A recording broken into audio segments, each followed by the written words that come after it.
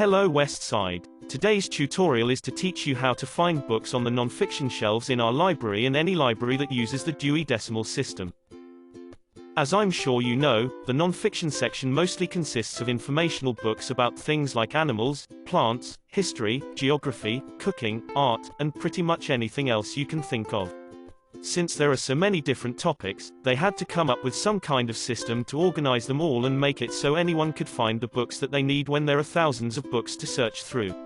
So, a guy named Melville Dewey came up with what we now call the Dewey Decimal System.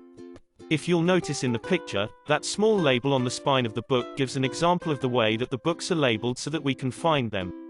You'll see some numbers first and then beneath that, the first four letters of the author's last name. For example, if you want to find a book about Anne Frank in our library, you would type her name into our library catalog, Destiny Discover. When the book comes up, you'll notice the call number about halfway down. It's circled in red on this slide.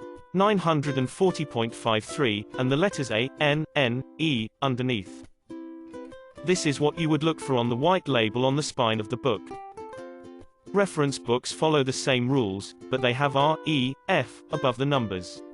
Reference books are dictionaries, encyclopedias, almanacs, atlases, and many more sources to do quick lookups of factual information. This section is going away, little by little, because of online sites like Google. Here's an example of a reference book label. All biographies have the same number, 921, and they are organized by the last name of whomever the book is about, but not by the author.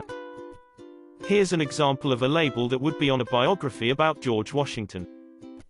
Graphic fiction and non-fiction are all under the Dewey Decimal number 741.5. However, they have the letters G, N, above the numbers, and they have the first four letters of the author's last name underneath. Here's an example of a label on a graphic novel.